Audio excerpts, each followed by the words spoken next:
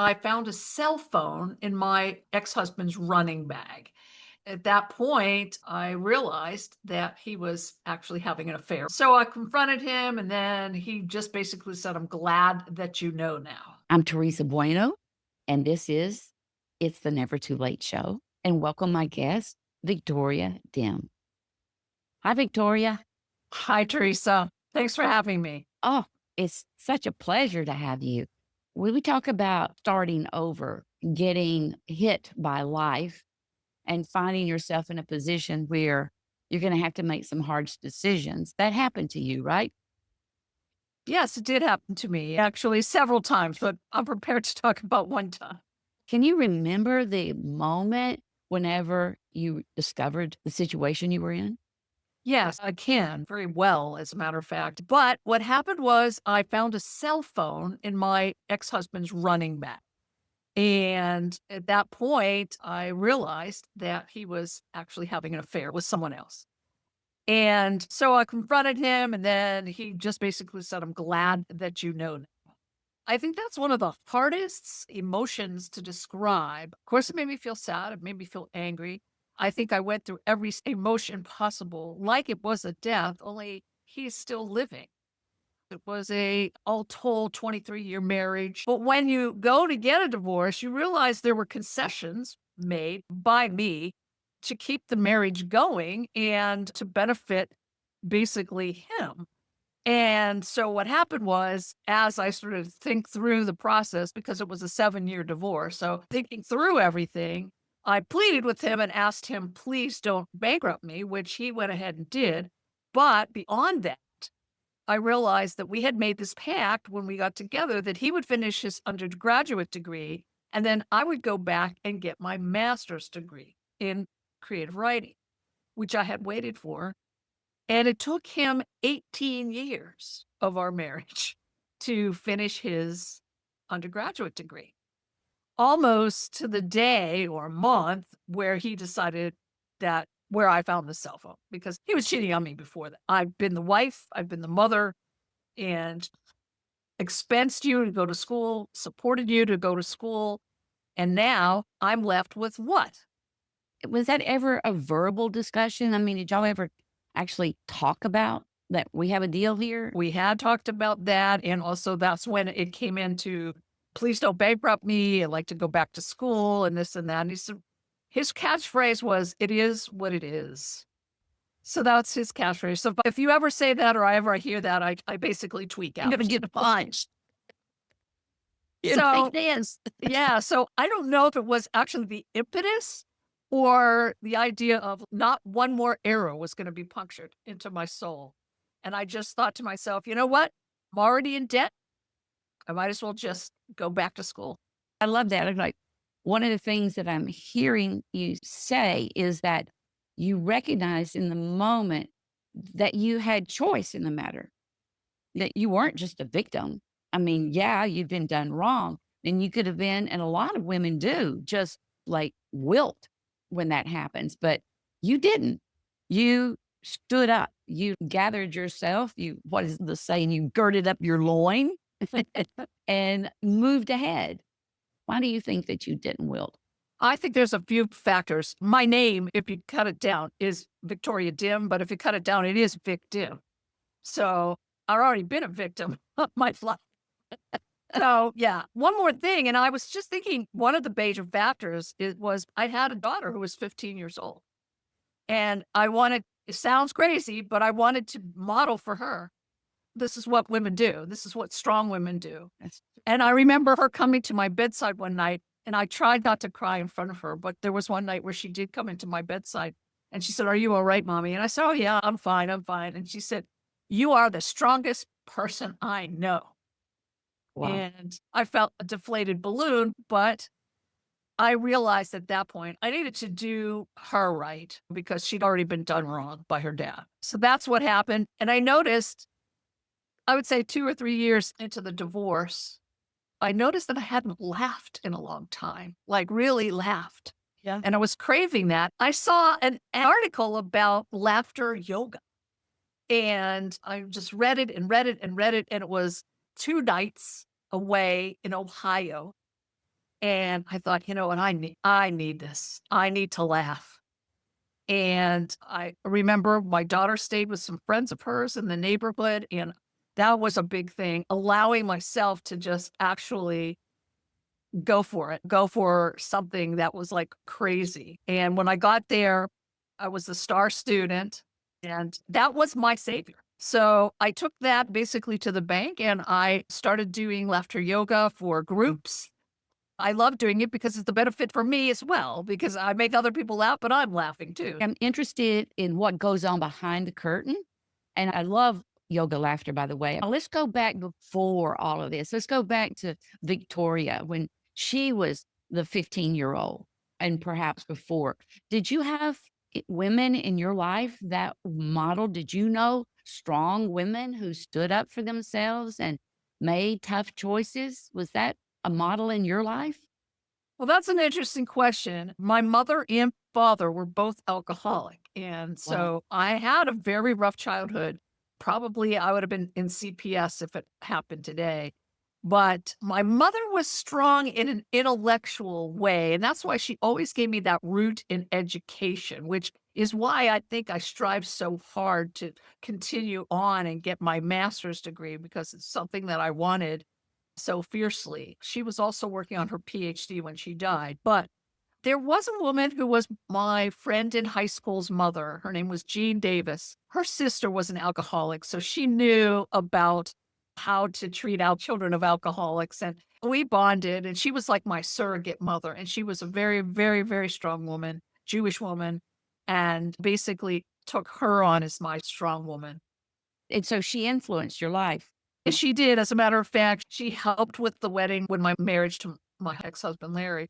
She helped me get that together, and she offered her car when the limousine canceled on us, so she offered her car, and she actually bought my husband a suit jacket to wear at the wedding. She was just in place of my mother. That's just one of the things that I'm really, like I say, interested in.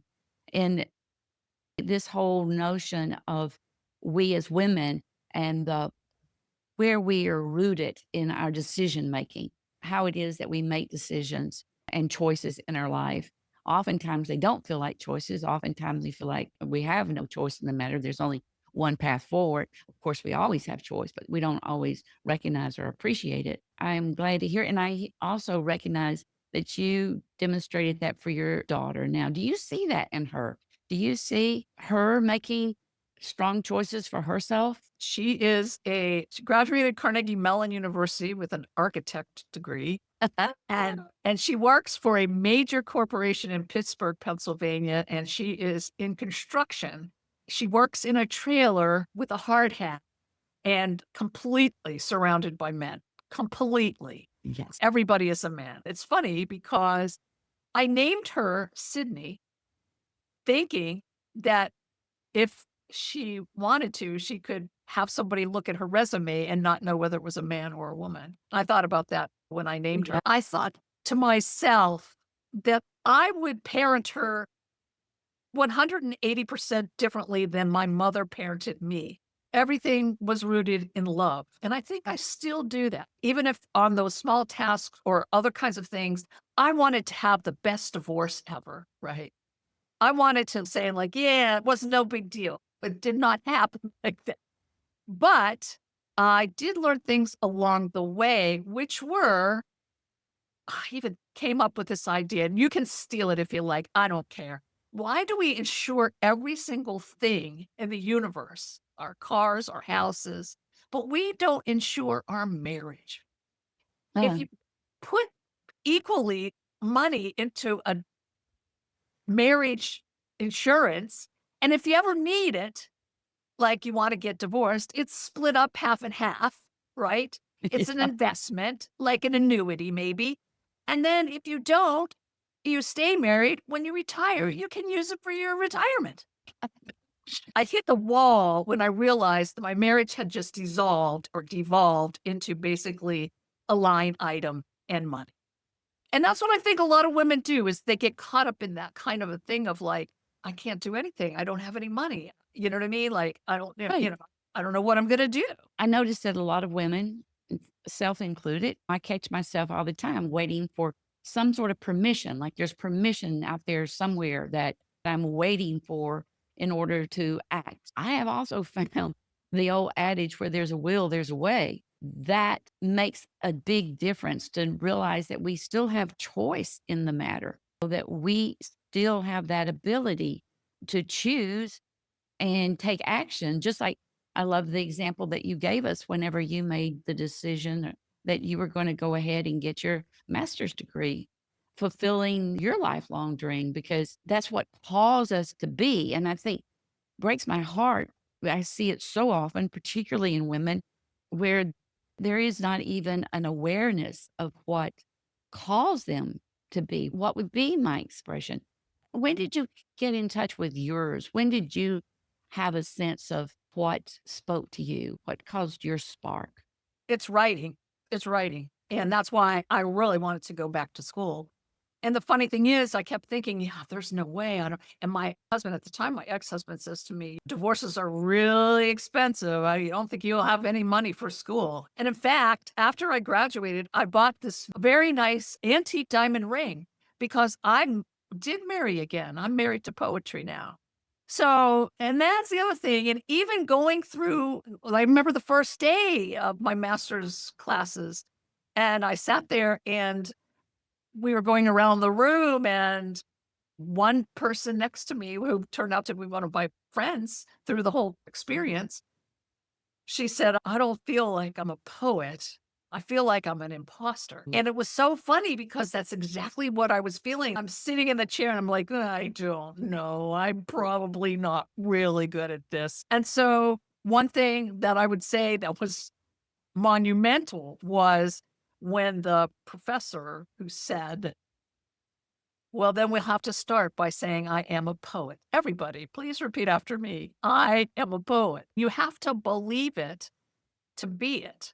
And sure, you don't have the experience, you don't know the forms, you haven't gotten anything published. Okay. But you have to declare to your soul that you are worthy, that you are what you want to be. When did that sense of being an imposter, when did that slack up? And what happened that caused that shift? I think it was there in that class. I think it was that exact moment that the professor guided us all to just say, I am a poet. By declaration, declaring who you are. Exactly. I love that because goes back to this whole thing I was talking about before about permission. It's almost he gave the class permission. You give It your wasn't students she. Just wanted to point that out. It even wasn't she. better, better. Right. And I mean, Teresa, here's my motto. If you tell yourself you can, if you tell yourself you can't, that's right. it's pretty simple.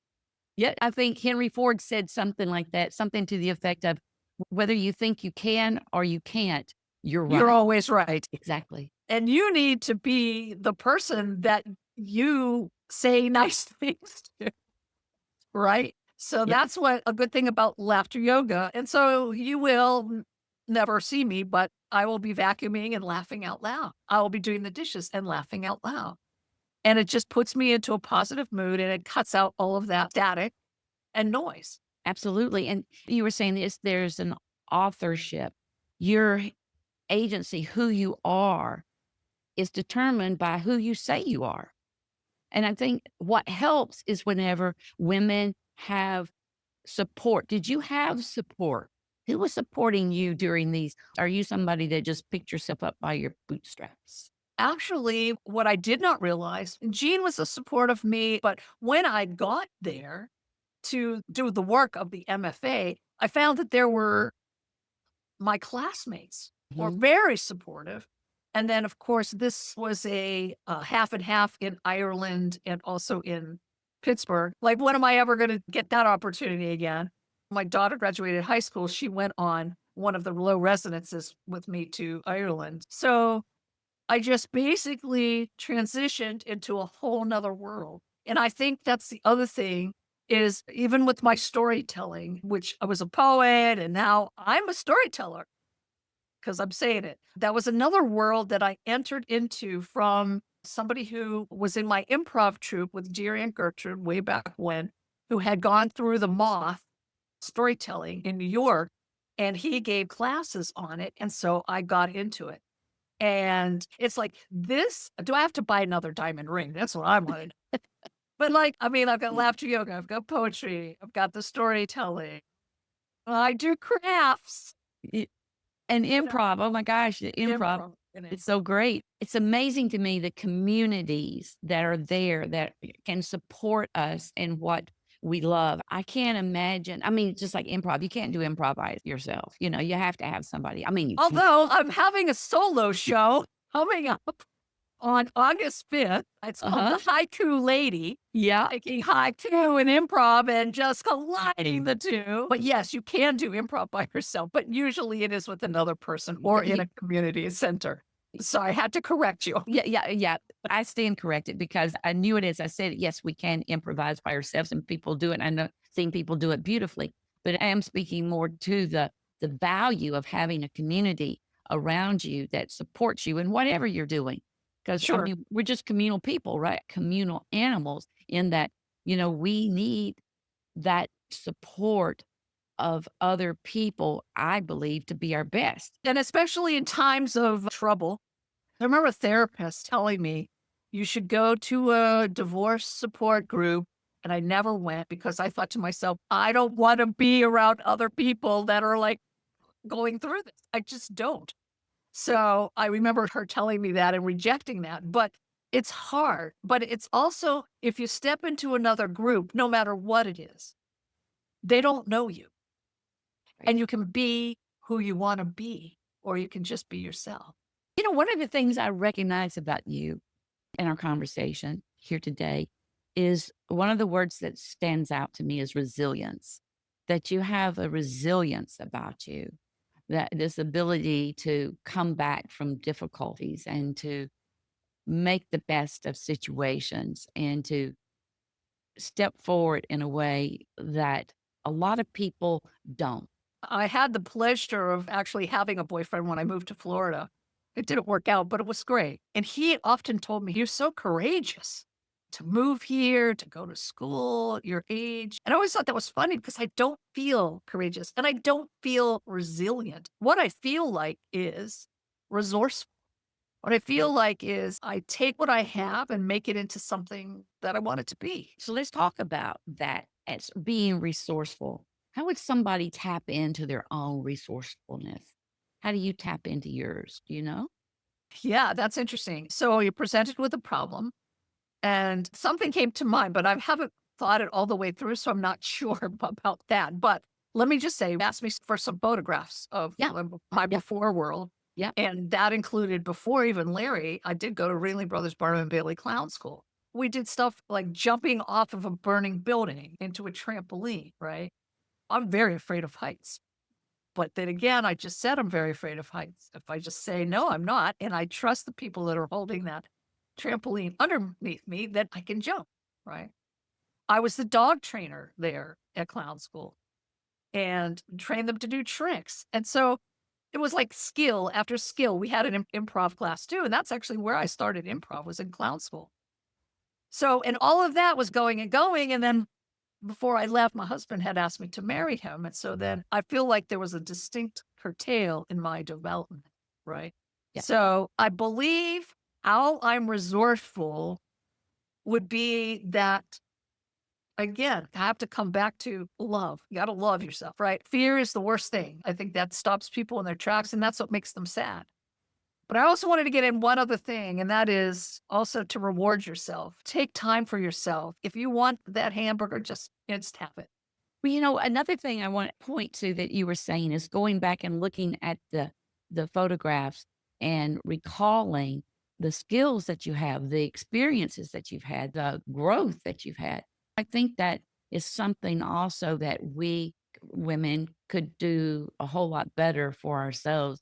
It's just acknowledging what we have done. We tend to, like, whenever we get something accomplished, okay, next, we just move right on without really letting that accomplishment soak in. Exactly. I just had a rejection of a story that I sent in that I was sure was gonna be picked up. I had one story, I sent it in first time, it was picked up. This story I sent in, I was like, "This is a winner for sure." And I read the rejection letter, which is they're nice, about it, but it hurt me. I don't know why, but really hurt me, and I kept thinking about it. I'm like and then I thought, "You know what?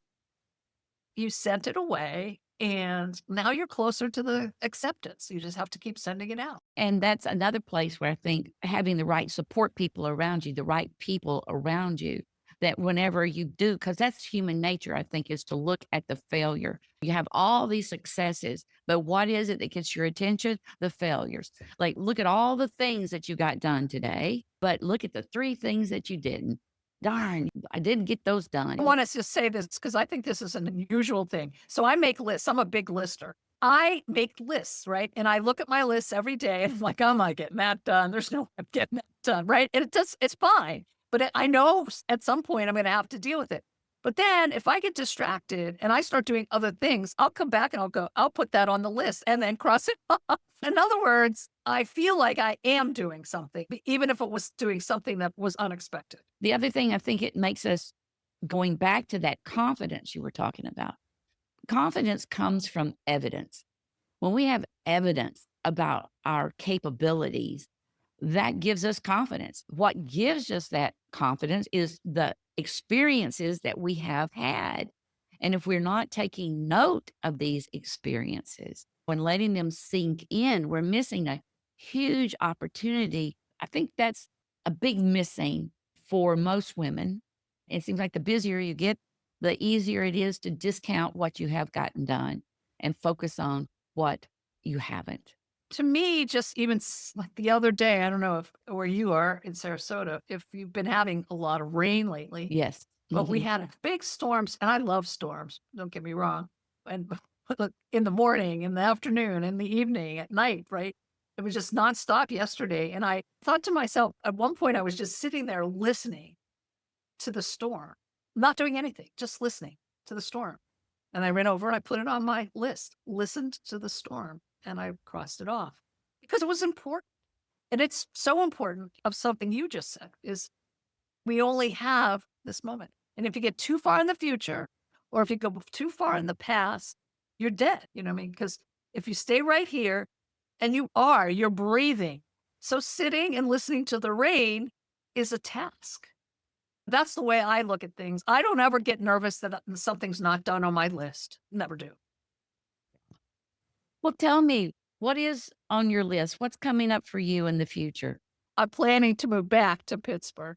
My daughter succinctly put it to me at my birthday last year. She said, "Bob, how many more years do you think you're going to live?" And I was like, "What do you mean? I have an insurance policy, whatever." She said, "No, I want to spend the rest of your life with you."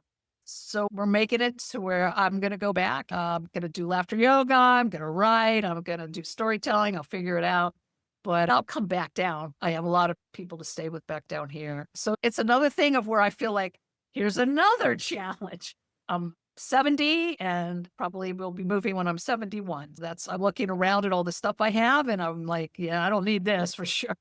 And I'm not going to lug this anymore. It's a So great yes, opportunity to start over. yeah, the Love Swedish that. death purge is what I'm going through. So, is there a good way to get in touch with you if they want to know more about what you're doing, or maybe even people in Pittsburgh that might want to be able to find out where yoga laughter may be taking place once you get there? Sure. My email address is always the best. It's VICDYM victim poet, POET at gmail.com. And I am on Facebook. I know a lot of people aren't on Facebook, but Facebook is probably the best. We'll put your email address in the show notes and people can get Okay. in touch with you that way. I had a good time for sure. And I think we have a lot of things like minded in common. I think we do. Thank you again for being on It's the Never Too Late show. Yeah, it's never too late. It's never too late, It is. sweetie.